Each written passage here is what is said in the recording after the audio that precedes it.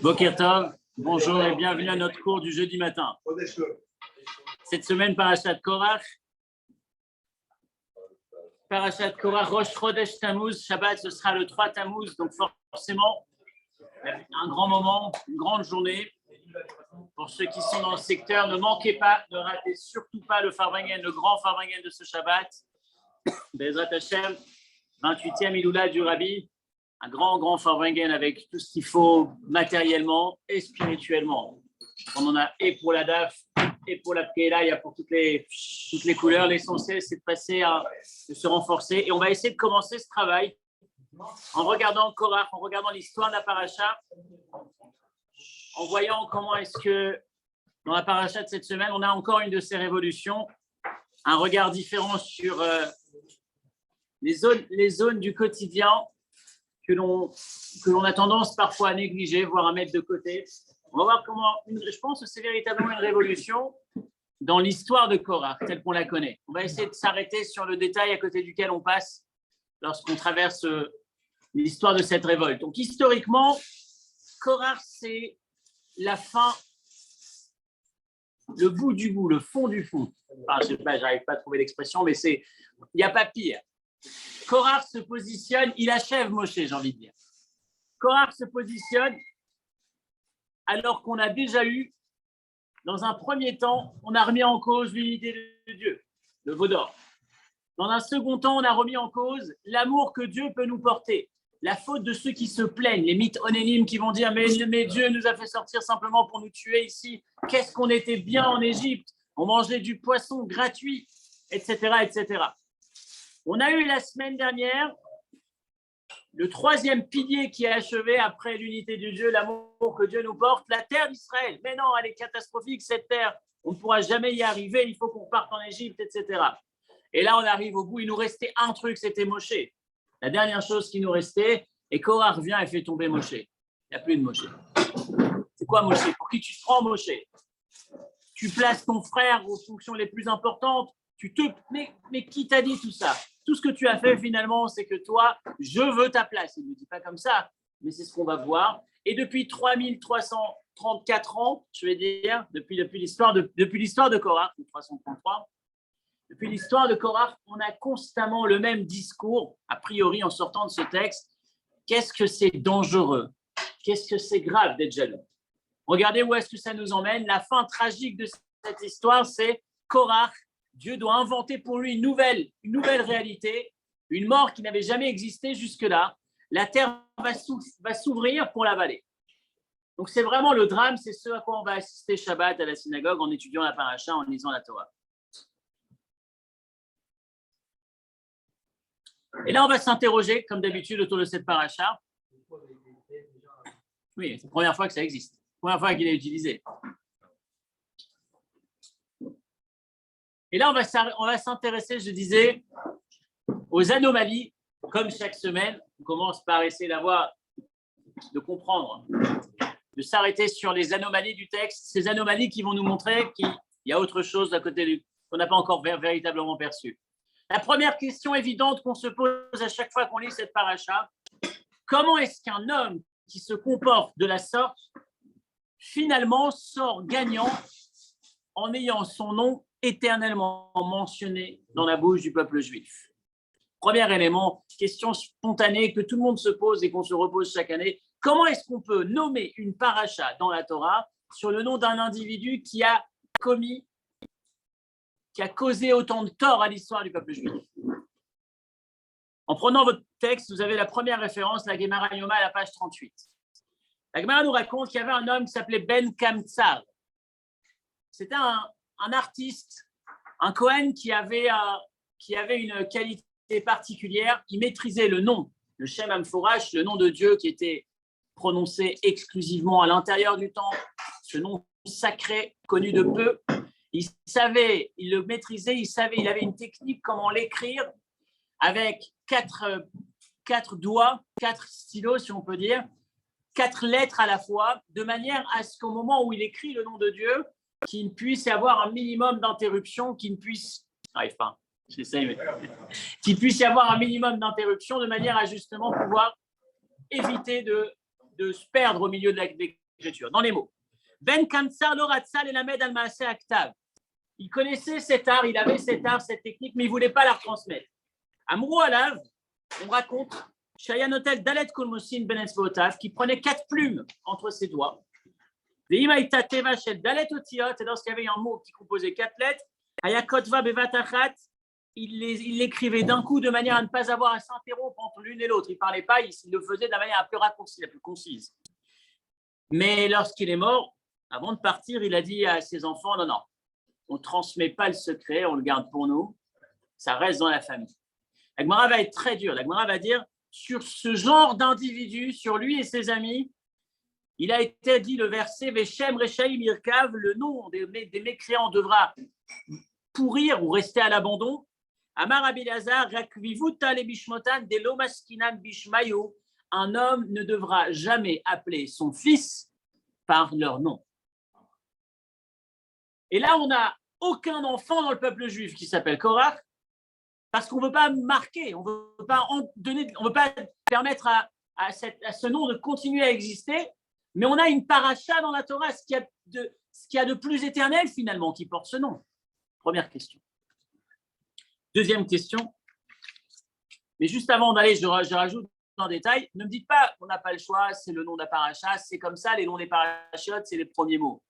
Alors, vous remarquerez que le premier mot de la paracha, ce n'est pas Korach, c'est Vaïkar. Et Vaïkar, vous allez me dire, c'est un verbe insignifiant, on ne peut pas nommer une paracha sur le verbe prendre.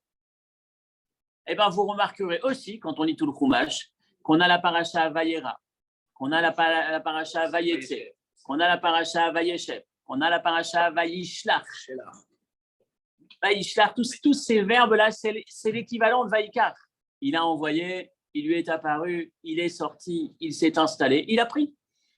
Ou alors, tout au moins, Vaïkar Korach. Mais pas Korach tout seul. Vaïkar, ça aurait été mieux. Vaïkar Korach à la rigueur. Mais simplement Korach, ça veut dire que chaque semaine, comment est-ce que quand on parle entre nous, qu'est-ce qu'on se dit? Tu seras là, Shabbat Korach. Shabbat Korach sera organisé un grand Farwagen. Shabbat Korach, encore une fois Korach. Qu'est-ce qui se passe quand on mentionne ce nom? Forcément, il y a autre chose, comme d'habitude. Derrière la question se cache une idée forte ce matin, j'espère. Une idée qui a au moins 3 répercussions. On verra, on l'abordera par la suite. Notre deuxième question, on parle de jalousie comme étant un drame. Korach qui est jaloux, qui envie Moshe et Aaron, et voilà comment est-ce qu'il se finit. Mais on a un souci. Quand on regarde l'histoire, allez, on va s'arrêter, c'est très riche aujourd'hui. Le voyage qu'on va faire est assez riche. On va commencer par Rachel, référence qui suit. Référence numéro 2. Vatere Rachel kilo yalda le Yaakov. Rachel a vu qu'elle n'arrivait pas à avoir d'enfant. Qu'est-ce que le texte nous dit? Vatekane Rachel ba'achota. Rachel a été jalouse. Rachel, une grande de nos matriarches, une des plus grandes femmes de l'histoire juive. Le texte dit clairement, elle a été jalouse. Donc jalouse, c'est bien ou c'est pas bien. Pourquoi la Torah mentionne sa jalousie? Mais je vais aller un peu plus loin, on va pousser un peu plus vite aujourd'hui. Moshe Rabbeinu. Regardez Rashi, référence, vous sautez qui est toujours la référence numéro 2, 3 textes après, Rashi Bamidbar 16, 6. Rashi va nous dire, Zot asu kichu lachem martot. Un dialogue, un passage entre Korach et Moshe, ou alors Moshe et la bande à Korach, à côté duquel on ne fait pas spécialement, on ne prête pas attention. Mais il y a une phrase que Rashi va soulever qui est très, très intéressante. Moshe s'adresse à la bande à Korach et leur dit, Bedarke akum c'est vrai que dans d'autres cultures, chez les idolâtres, il y a plusieurs curés, plusieurs services, plusieurs missions, si on peut dire. Mais nous n'avons qu'un seul Dieu. Il y a plusieurs dieux aussi. Nous n'avons qu'un seul Dieu, Aaron Echad, un seul arche, Torah Echad, une seule Torah, Mizbeach Echad, un seul autel sur lequel on fait les sacrifices, Ve Kohen Gadol Echad, nous n'avons qu'un seul grand prêtre. Ve'atem resh nun ish, vous êtes 250 à vouloir devenir Kohen. Et là, Rashi va ajouter cette phrase. Af ani rotse bekach. Vous savez quoi? Moi aussi, j'ai envie de ça. Moi aussi, je voudrais être Cohen. Vous savez, moi, je ne suis pas Cohen. Je voudrais être Cohen. Qu'est-ce que je peux faire? Et il dit, voilà ce qu'on va faire. On va tous lancer des encens. On va tous allumer des encens demain matin. Et vous savez que l'encens, c'est très dangereux. Seul le Cohen peut le faire. Il n'y a qu'un seul, le Cohen Gadol, le Aaron. si on joue tous à faire ça, que vous pensez que vous êtes tous à la hauteur, vous êtes tous potentiellement, vous devriez être des Aaron, c'est vous qui auriez dû être à Aaron, alors on verra, ça fonctionnera peut-être. Mais si ce n'était pas le cas, les encens, c'est extrêmement dangereux, ça fait, malheureusement, tu joues avec le feu. Mais il y a cette phrase que Rachi invente, que Rachi place au milieu. Il aurait pu leur dire, vous voulez tous être à Aaron, désolé, il n'y a qu'un seul Aaron et c'est Dieu qui l'a choisi, c'est pas moi. Il ne dit pas ça, il ajoute une phrase au milieu. Il dit, moi aussi, je voudrais être Aaron.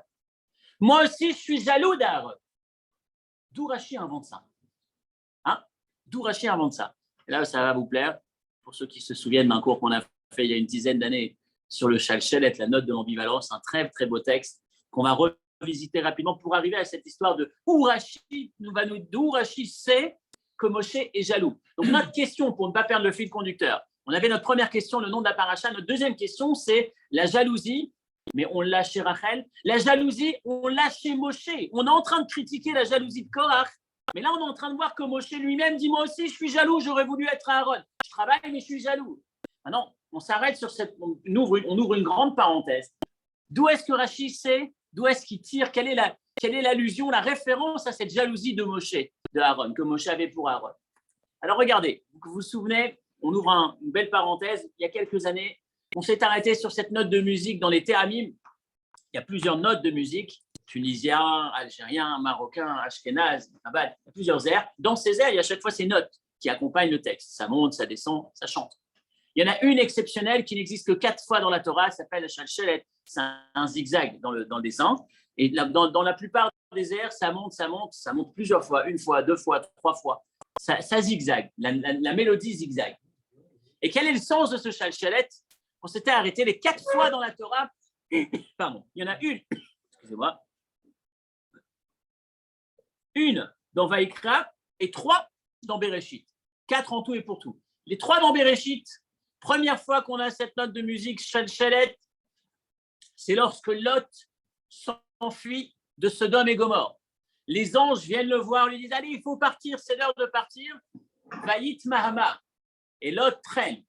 Pourquoi Lot traîne? Vaït Mahama, Shalchelet, on va revenir dessus. Deuxième fois, on a le Shalchelet, c'est Eliezer, le serviteur d'Abraham, qui est devant la source. Il a comme mission de ramener une femme pour le fils de son maître, Yitzhak. Yitzhak doit se marier. Il est parti de l'autre côté pour chercher une femme, une bonne fille, de bonne famille, en tout cas qui vient de la famille d'Abraham, de très très loin. Mais il ne connaît pas, il ne sait pas quelle est cette fille. Il arrive dans cet endroit, il arrive devant la source, il prie Dieu, Vayomar, et il demande à Dieu, s'il te plaît, fais-moi un miracle, envoie-moi un signe. Je voudrais savoir choisir la fille qui est vraiment celle qui est supposée être la femme du fils de mon maître. Il prie Vayomar, Shalchelet, pendant sa prière. Ensuite, la troisième occasion, c'est Yosef. Yosef qui est saisi par la femme de Potiphar qui le séduit de jour en jour. Et voilà qu'un jour, il craque, il arrive, il reste chez elle. Le texte dit, il est resté chez elle pour travailler. Elle est toute seule, tout le monde est parti, il n'y a que elle et lui. Et finalement, elle l'attrape, Vaïmaën, et il refuse de rester avec elle. Il laisse son vêtement, il abandonne son vêtement, il s'enfuit. Vaïmaën, on a ce Shalchelet, on a ce zigzag. Et la dernière fois, c'est dans la paracha où Moshe Rabbeinu est en train de faire les sacrifices à partir duquel il va introniser son frère Aaron, le grand prêtre, et les Kohanim. Il va asperger du sang, vous savez, c'était le moyen c'était le processus qui permettait d'introniser les prêtres, le grand prêtre. Yishrat, il fait son dernier sacrifice, pendant 7 jours, c'était lui qui faisait les sacrifices pendant l'intronisation, le dernier avant que ce soit maintenant dorénavant Aaron. Lorsqu'il fait ce sacrifice, il y a le Shalchelet et le zigzag. Et on avait expliqué à l'époque que Shalchelet, c'est la note de l'ambivalence. C'est une note de musique qui vient se mettre sur un mot pour nous dire, c'est un peu du Freud, avant Freud, c'est pour nous dire qu'il y a ce que l'homme fait et il y a ce qui se passe à l'intérieur de sa tête au moment où il le fait.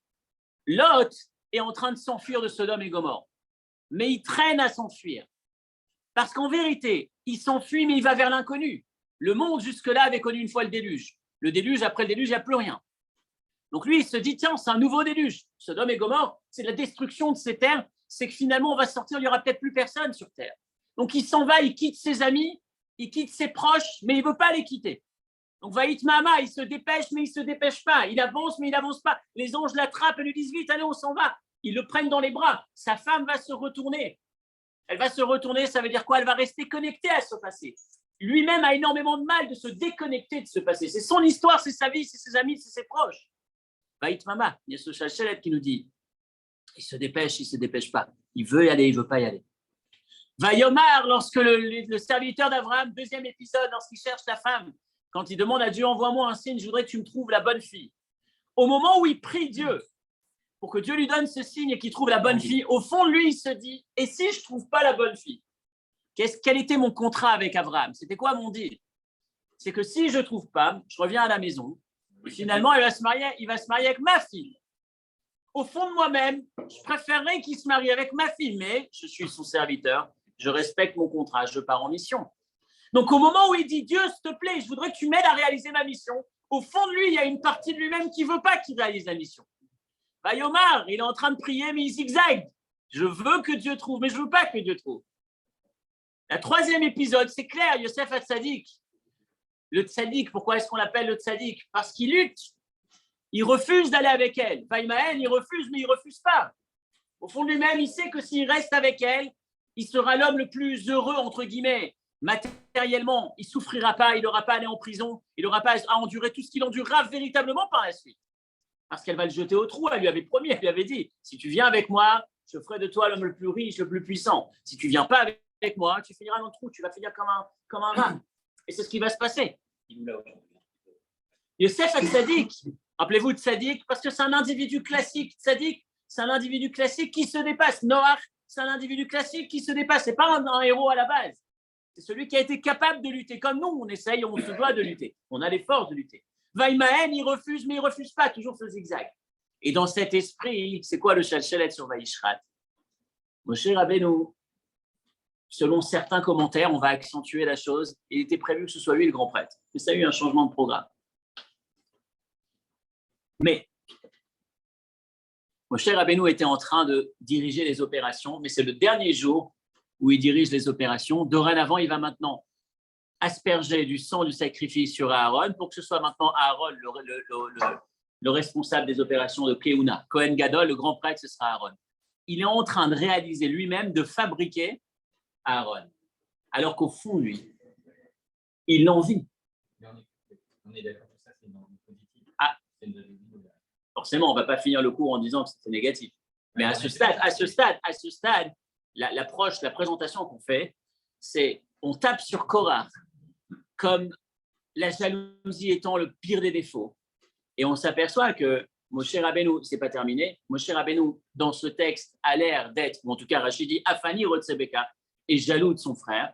Mais vous allez voir que ça va plus loin, le texte d'après, il est extraordinaire, il est jaloux de son successeur, de son élève. Le midrash qui suit, c'est un midrash très difficile. Enfin, c'est surprenant, quand on ne connaît pas, on est surpris de lire une chose pareille. Prenez le texte d'Evarim. Dieu demande à Moshe,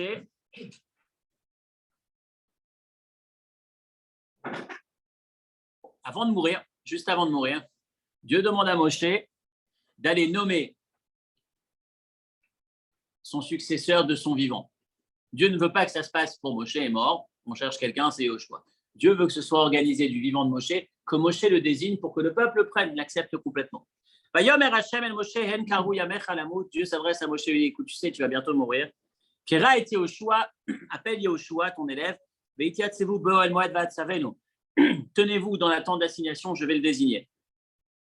Et Midrash Rabbah, voilà, qui nous raconte l'envers du décor.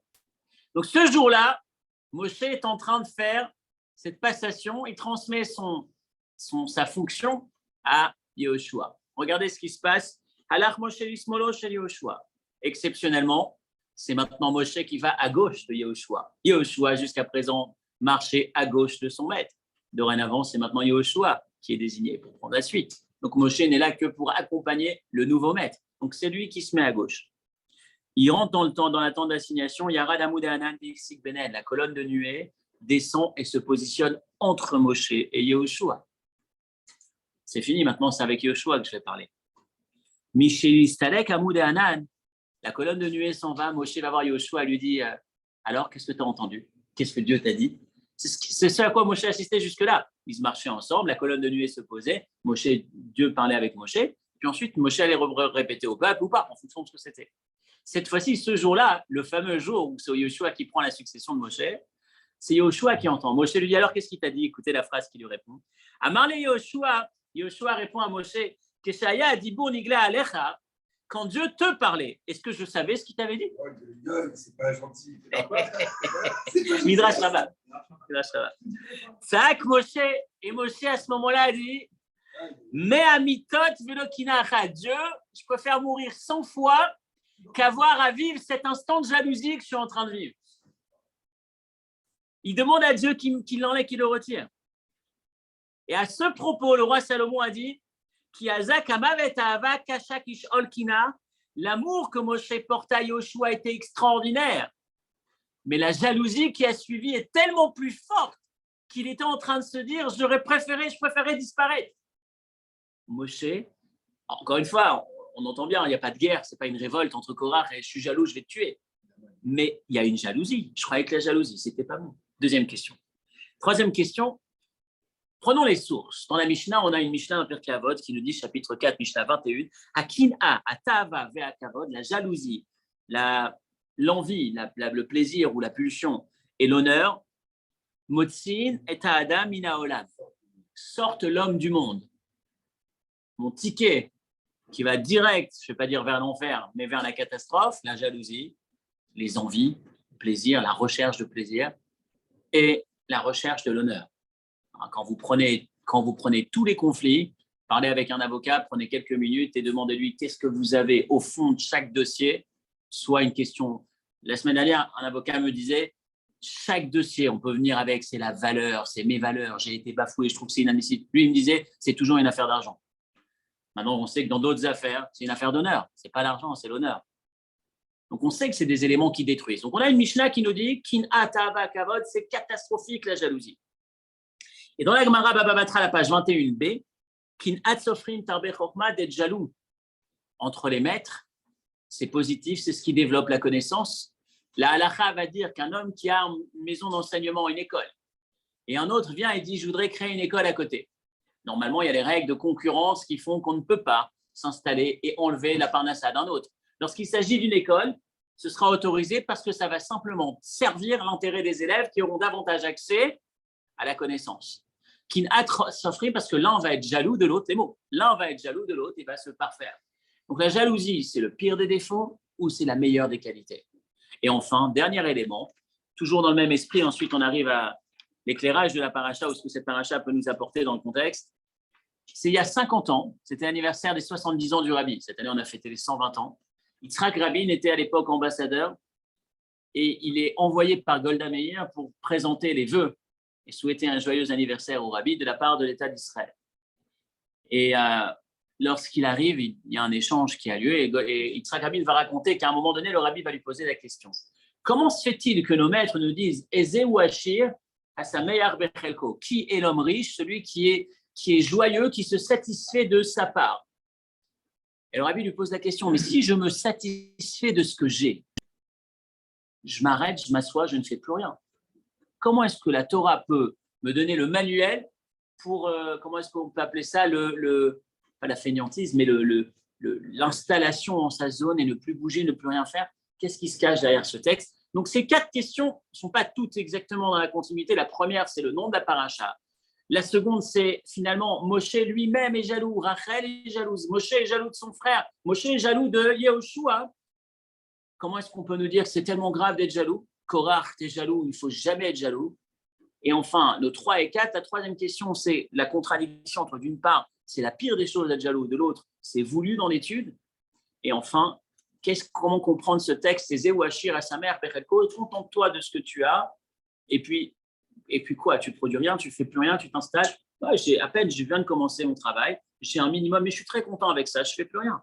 C'est une invitation à m'installer confortablement au chômage. De quoi est-ce qu'il s'agit? C'est ce qu'on va essayer de voir aujourd'hui après le chapitre de la retraite, mais il n'est pas là. Hein? Vous allez voir le rapport avec le sujet. Vous allez voir, c'est lié. La 3 et 4, enfin 3, oui, 4, c'est un peu moins lié, mais vous allez voir que c'est quand même finalement dans le thème, c'est dans l'esprit de ce qu'on va voir aujourd'hui, de ce qu'on va essayer de découvrir en 3 temps, en 3 points. Le message d'aujourd'hui avec 3 détails, 3 facettes, mais un message, je pense fort, en tout cas j'espère, je le souhaite, et toujours en rapport avec la date de Shabbat. Gimel Tammuz, forcément, je pense que c'est une idée qui fait écho, qui résonne particulièrement. Et je répète, pour ceux qui sont arrivés entre-temps, mon invitation personnelle à chacun d'entre vous, en la mesure où vous êtes disponible ce Shabbat, vous n'êtes pas déjà installé dans une autre synagogue, déjà pris un engagement. Dans ce cas, venez après l'office, pour partager un grand moment de Farwagan Bezrat Hashem. Je sais pas. Midi et quart, c'est la fin d'office. Il y a une histoire chassidique. On va passer quelques instants sur une petite histoire chassidique. Un grand chassid, un vieux chassid dans une référence, un homme pieux, s'appelait le Rav Yekutiel Liepler. L'histoire de cet homme, il a vécu très longtemps. À une époque où on ne vivait pas plus de 50 ans, il a vécu 100 ans, donc il a connu 4 maîtres d'affilée, 4 rabbis, l'un après l'autre. Mais l'histoire de ce chassid, de cet homme, au départ, c'est un simple marchand qui vend du sel au marché. Et un jour, il y a un jeune élève de la yeshiva, un jeune élève du rabbi, qui passe par le village, par son petit village, c'est un petit village en Russie, et tout le monde est autour de ce jeune, il parle tellement bien, il partage des enseignements tellement riches, tout le monde est impressionné, tout le monde s'assoit à l'écoute et boit ses paroles, et lui, il est complètement à côté. Il essaie d'écouter, il ne comprend rien. Il fait l'effort, il dit, je vais écouter, il lui demande de rester un peu plus de temps, de ne pas partir, de continuer à rester, il lui paye son séjour pour pouvoir écouter, essayer de voir c'est qu'impressionne tous ces gens. On voit qu'il parle bien, on voit que ça a l'air d'être magnifique, merveilleux ce qu'il dit, mais il n'arrive pas à comprendre, il ne saisit pas. Il est pris de tout ça, de cette tristesse, de tout ce qu'il vient de vivre. Il ferme sa boutique, il va chez le rabbi, il voyage avec le jeune chez son maître, et il pleure, il dit, Rabbi, je ne comprends pas, j'arrive pas, j'ai tout essayé, j'ai beau essayer, j'arrive pas à comprendre, je voudrais pouvoir comprendre, ça a l'air beau, ça a l'air riche. Et le rabbi lui dit, tu sais, il n'y a rien qui peut tenir, il n'y a rien qui peut résister à la volonté. Si tu en as vraiment envie, tu dois pouvoir, il n'y a aucun doute, tu peux. Et à ce moment-là, il dit, ok, je vais rester à Lubavitch, dans la ville, je vais rester quelques semaines, quelques mois, je vais prendre une pause, il prévient sa famille qui s'absente quelques temps, le temps d'eux, et il va prendre le temps, concept par concept, ligne par ligne, essayer de comprendre, réétudier jusqu'à ce qu'il comprenne. Une fois qu'il a compris, essayer de l'intégrer, de méditer dessus. Baruch haba. Excusez-moi pour la pause. Une fois qu'il a compris l'idée, la réfléchir, méditer, réviser le concept jusqu'à ce qu'il intègre. Et puis ensuite, il est devenu ce très grand disciple, ce très grand chassid. Sa tête, si on peut dire, s'est ouverte. Il a enfin réussi à comprendre et surtout ressentir et intégrer, intérioriser. Cette histoire nous emmène dans cette direction. Qu'est-ce que la jalousie? Je peux vous dire qu'est-ce que la jalousie comme qu'est-ce que le stress. Certains vous diront le stress, c'est mauvais. Je ne vais pas choisir. Mathieu n'est pas là, je m'arrête à Patrick. Le stress, c'est mauvais pour la santé. Le stress, c'est négatif. La colère, c'est dramatique. La jalousie, le pire des mauvais défauts. Ça, c'est ce qu'on a en tête. L'envie de manger, dramatique. Les autres types de recherche de plaisir, dramatique. Et on a tendance parfois à se dire, il nous faut bannir toutes ces attitudes de notre tête. Chaque fois que tu as envie, calme-toi, tu n'as pas envie de ça, tu coupes tout. Jalousie, arrête d'être jaloux. C'est pas bon. C'est l'approche spontanée qu'on a. Je vais vous raconter une histoire qui date du Rabbi Maharash. Il avait ses 2 enfants, les 2 enfants du Rabbi Maharash. L'un d'entre eux deviendra le Rabbi Rachab, le Rabbi suivant, le Rabbi Shalom Dovber. Le Rabbi Shalom Dovber était plus jeune, mais plus grand que son frère, son frère aîné, le Raza, Zalman Aaron, qui lui était plus âgé, mais plus petit de taille. Et un jour, le grand qui est petit, Zalman Aaron, qui est le grand qui est petit de taille, vous savez que les plus grands, les plus âgés qui sont petits de taille n'apprécient pas. Ils n'aiment pas ce genre de choses, habituellement. Il est un jour dans la cour en train de jouer avec son frère, et la mère assiste à la scène, où il prend son frère et il le met dans un trou. Et lui, il se met au-dessus, derrière, au niveau du sol, et maintenant, il est enfin vraiment plus grand que lui. Il est grand frère, il est aîné, il est plus âgé, mais plus petit de taille. Il met le petit frère dans le trou, et lui, il se met au niveau du sol, d'un coup, il est plus grand que lui. Sa mère arrive et lui dit, tu sais, mon fils, si tu veux être plus grand que ton frère, prends une pierre et mets-toi au-dessus. Ne le mets pas dans un trou. Dans la vie, si tu veux être plus grand que l'autre, ne le rabaisse pas. et lève-toi. Mais je m'arrête un instant sur cette histoire. Elle n'aurait pas dû lui dire plutôt, tu sais, mon fils, t'es petit, c'est pas grave. La jalousie est un mauvais défaut. Tu as envie d'être plus grand, c'est bête. Rejette tout ça. Il y a plein de petits qui ont brillé. Napoléon n'était pas très grand. Elle lui a pas dit ça. Elle lui a dit, tu veux être plus grand? Magnifique. C'est extraordinaire. Sauf que l'approche, c'est pas de rabaisser l'autre, c'est de t'élever. La jalousie, comme tout ce qu'on a dit, comme tous ces mauvais traits de caractère qui sont bannis, l'amertume, la jalousie, j'ai dit la tension, le stress, la colère, habituellement on les jette, on n'en veut plus, on les met, ils sont l'accès interdit à toute surface dans laquelle on pourrait se trouver. On va voir qu'en vérité, c'est très beau en hébreu, vous avez truna, qui veut dire un trait de caractère, et vous avez mida, qui veut dire aussi un trait de caractère. Enfin, je ne suis pas suffisamment précis, mais on appelle, ces traits de caractère soit des trunotes, soit des midotes. Et c'est très intéressant que la truna, ça veut dire le trait de caractère à la source. Mida, ça veut dire aussi mesure. La colère, ce n'est pas un élément à bannir dans l'absolu. C'est la mida, la taille, la mesure de la colère qui est dramatique. La jalousie, l'amertume, le stress. On va développer ce que ça veut dire tout de suite. La jalousie, ce n'est pas négatif. La paracha de la semaine, Korach est en train de nous dire Korach, jaloux, c'est extraordinaire. Moshe, jaloux, c'est extraordinaire. Mais Korach, c'est dramatique ce que tu as fait. Tu as emmené la jalousie là où elle ne devait pas aller, ou plutôt la jalousie t'a emmené là où tu n'aurais jamais dû aller. Tu avais la chance d'avoir été jaloux. C'était une très très bonne nouvelle, mais au lieu d'utiliser cette bonne nouvelle, qu'est-ce que tu en as fait? Tu t'es détruit, tu as détruit presque une partie du peuple juif avec toi. Ce que la volonté n'est pas capable de faire, premièrement. Ce que la volonté n'est pas capable de faire, la jalousie le fait. J'ai envie, non, j'ai pas très envie, non, je suis fatigué, non, je suis pas. Le Midrash va dire, c'est aussi un Midrash surprenant, tout à partiellement, il y a le coup de Shimoni. Amar Akadosh Baruchou, Tekane, Dieu dit à l'homme, sois jaloux. Pourquoi? Chez Ilmale Akin'a, si la jalousie n'existait pas, En Haolam Omed, le monde ne tiendrait pas, ne se développerait pas. En Adam noté à Kerem, personne ne se lancerait dans une aventure professionnelle de business. Ici, c'est planter une vigne. En Nose Isha, il ne se marierait pas. Ve'en Bonebaït, ne construirait pas une maison. Ce qui fait qu'un individu, le Midrash, ce qui fait qu'un individu se dit, je me lance dans un délire, je vais travailler dur pour pouvoir acheter ma maison. C'est parce que j'ai vu l'autre, il a fait, ben moi je ne peux pas le faire, je vais le faire. Ce qui fait que je vais me marier, avec ce que ça peut engager, c'est tout le monde se marie, moi je ne vais pas me marier. Je vais encore une fois dans le Midrash. Le Midrash raconte l'histoire d'Abraham, le premier homme qui fait du chesed, qui fait de la bonté à l'infini.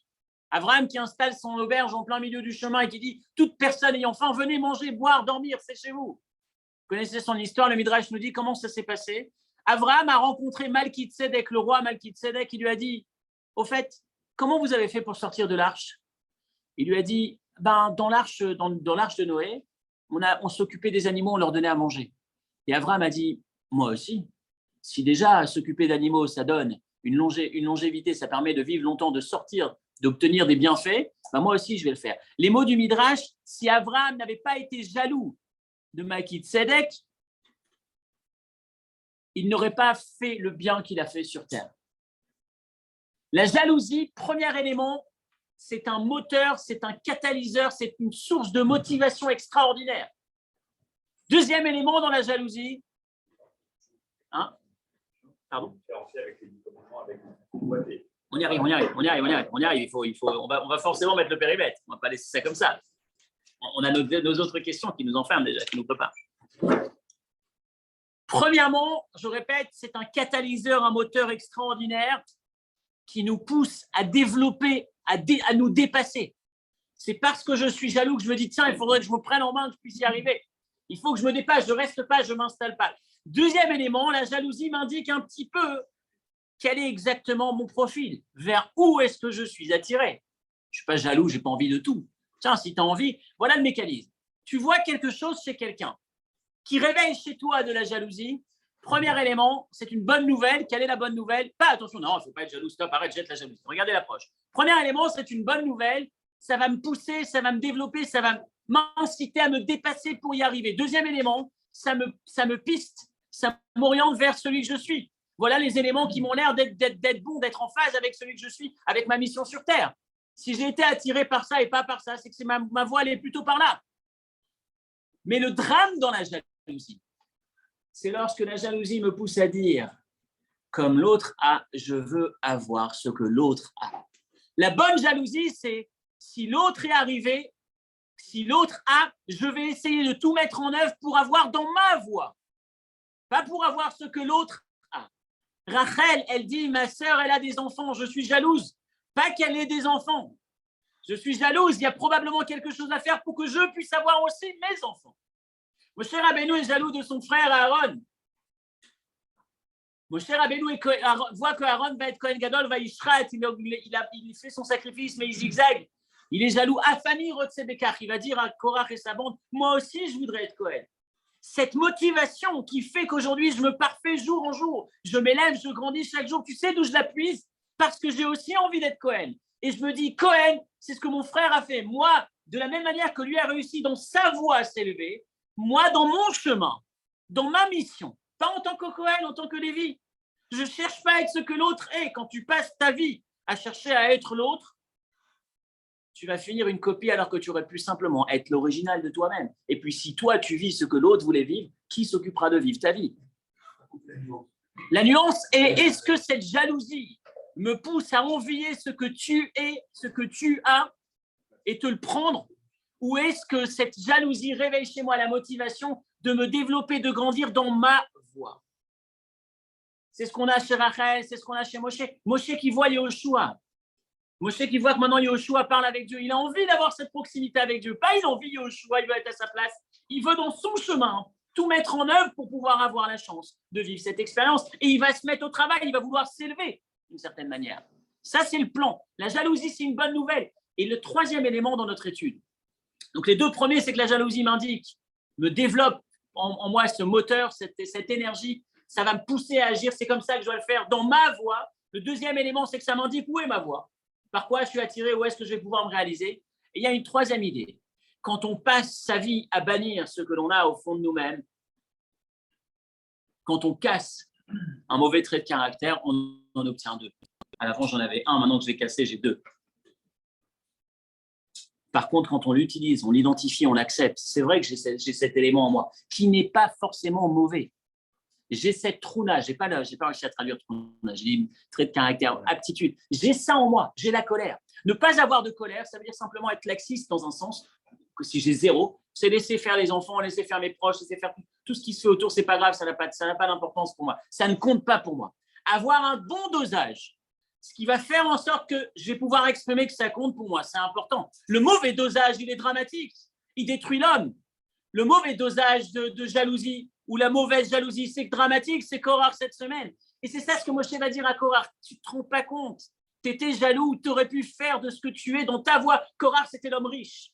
Korach était riche. Tu aurais pu t'étendre, te développer, grandir, être 1000 fois plus grand que Moshe et Aaron dans ta voie. Si tu avais utilisé cette jalousie pour te développer dans ta mission, pour te dire, mais si lui est grand dans sa voie, moi, je vais pouvoir être grand dans ma voie, je dois pouvoir faire plus. Ça aurait été extraordinaire. C'est ça le gâchis de la paracha de la semaine. Quand on lit le nom de la paracha Korach, c'est la Torah qui t'invite et qui te dit, tu sais quoi, rappelle-toi, tu dois être jaloux. Mais ne te plante pas, ne te trompe pas dans le modèle de jalousie. Retire le bon. Le bon de la jalousie, c'est la Torah qui t'invite à être jaloux. Envie, pas envie l'autre pour être l'autre, envie l'autre pour l'imiter. Et pour limiter L', et être toi-même encore plus haut, encore plus grand, en utilisant cette motivation pour te dépasser. En lisant cette histoire, un mauvais trait de caractère, tu bénéficies de deux mauvais. Tu en obtiens deux. De mauvais. Non, de mauvais. Quand tu casses, quand tu travailles, tu canalises, tu élèves, oui, ça c'est extraordinaire. Il y a travailler le mauvais trait de caractère ou il y a casser. Casser, ça veut dire j'ai faim, j'ai envie de manger. Non, je n'ai pas envie de manger, je ne mange pas. Qu'est-ce que tu vas faire? Dans 10 minutes, tu vas craquer, tu vas tout manger. Si par contre tu dis j'ai faim, j'ai envie de manger, c'est vrai, j'ai faim, j'ai envie de manger. Pas j'ai faim, j'ai envie de manger, j'ai cette envie. Je l'identifie en moi, je ne vais pas la casser, je la connais, je vais la travailler. Je vais manger ce qui est bon, dans le bon esprit, dans la bonne orientation. Et là, à ce moment-là, je m'élève. En hébreu, il y a avodat amidot et il y a shvirat. Avoda, c'est travailler. Ce qu'on te demande, c'est de travailler, c'est pas de casser. La colère, comme tous ces traits de caractère. L'amertume, c'est la même même chose, c'est une prise de conscience de l'importance de l'instant qu'on vit. Le stress, j'adore cette image. Le stress, c'est négatif. Mais qui va se poser, a priori, un vendredi après-midi, 10 minutes avant Shabbat, au café, à raconter toutes les médisances du monde? C'est plutôt samedi soir, ou dimanche matin, ou samedi midi. Avant Shabbat, tu as le stress, tu dois préparer Shabbat, tu n'as pas le temps. Je me souviens de cette image, cette histoire que j'ai vécue, que je trouve qui reste un modèle quelque part. Malheureusement, j'utilise trop dans le quotidien, je devrais plus m'organiser. Mais je me souviens que je voyage, il m'arrive de prendre l'avion. Quand on prend l'avion, de manière générale, on fait plus de choses que quand on ne prend pas l'avion, parce qu'on est pressé, parce qu'il y a plein de choses à faire. Mais il y a un voyage que j'ai fait, c'était à Montréal il y a quelques années, vous vous en souvenez, et j'avais un Shabbat où je devais parler énormément de fois. Il y avait plusieurs interventions sur plein de sujets. J'avais 7 ou 8 heures de vol. Je n'ai jamais utilisé le temps. Je n'ai jamais été tellement concentré, tellement investi que pendant ces 8 heures. J'avais mes livres, j'étais en train d'étudier. Quand on sait, quand on a le stress, quand on a une pression, c'est là où on produit le plus. Donc le stress, c'est mauvais, oui. Mais il y a aussi énormément de positifs quand on sait l'utiliser de la bonne façon, en canalisant, bien évidemment, en n'exagérant pas, bien évidemment. Mais dans chaque élément qui apparemment est négatif et qu'on a tendance à bannir, mais ce qui est beau dans cette paracha, c'est la jalousie. Maintenant, on a parlé tout à l'heure, sa mère, Bechelko. Être joyeux, ça va dans le même esprit, c'est la suite de ce qu'on disait, Didier. Être joyeux, accepter Chelko, sa part, pas ce que je possède, ma part, ma mission. Je suis content que ma mission est là. Dans cette mission, je vais me dépasser tous les jours. Je ne vais pas chercher à avoir la part de l'autre. Qui est riche? Celui qui sait se contenter de ce qu'il a. C'est-à-dire quoi de ce qu'il a? De quel est le périmètre dans lequel il est censé lui exprimer sa réalisation sur Terre. Ne pas passer son temps à se dire, mais t'as vu l'autre, ce qui fait peut-être que je devrais être l'autre et pourquoi je ne suis pas l'autre. Je suis très content dans ce que j'ai. Maintenant que j'ai cette mission, je sais l'apprécier, je me développe. Je voudrais lire avec vous cette lettre du Rabbi et terminer là-dessus. Dernière référence, une lettre qui se trouve dans le volume 18 à la page 157. Un jeune homme qui écrit, Rabbi, je suis cassé, brisé. Je suis jaloux de mon copain qui étudie tellement mieux. On aurait pu s'attendre à ce que le Rabbi lui dise, écoute, il n'y a pas une mitzvah de réussir. Il y a une mitzvah de donner le maximum. Il n'y a pas une mitzvah d'être le premier de la classe. Il y a une mitzvah de bosser, de donner tout ce que tu as, de te dépasser. Le Rabbi lui dit, mais Bokotev Hashasové Maïnen de Kinat Sofrim. Chez Mekanech avait Rabbi est jaloux de ses amis qui, eux, étudient mieux que lui. Et Afshegam Nashokashka Benimouda Torah, lui aussi voudrait étudier, mais ils le font mieux. Et le Rabbi lui dit, je ne comprends pas, je suis étonné par le style de l'écriture. Shari Adraba, tu te plains, tu es embêté d'avoir cette jalousie. Mais le Chachami nous dit, tu devrais continuer à être jaloux. La reine Pachout Shalav l'arbot mida amoura. Rabbi lui dit, tu veux mon conseil? Continue à être jaloux, sois encore plus jaloux. Almenat l'arbot, pas être jaloux pour les envier. Être jaloux pour continuer à persévérer dans ta voie et améliorer ta performance. Continuer à t'investir davantage dans ton étude. Quand je regarde la réussite de l'autre comme une invitation à me dépasser dans ma voie, c'est extraordinaire. Quand je regarde la réussite de l'autre comme une invitation à l'envie, à le convoiter, à m'arrêter là et essayer de pleurer pourquoi est-ce que je ne suis pas l'autre, c'est dramatique. Mais la jalousie, c'est une bonne nouvelle. Sans jalousie, je stagne. C'est cette jalousie qui est bonne. C'est regarder la réussite et me dire, tiens, si lui est arrivé, il s'est dépassé, c'est magnifique. C'est une invitation pour que moi aussi, je puisse me dépasser dans ma voie, dans mon chemin, pour ne pas stagner, pour ne pas rester exactement à ma place. Et je voudrais vous dire pour terminer que l'histoire du Rabbi et l'histoire de Chabad, c'est un tzaddik, c'est le Rabbi qui ne cesse jamais, de lancer une campagne après encore une campagne, chaque jour, chaque moment.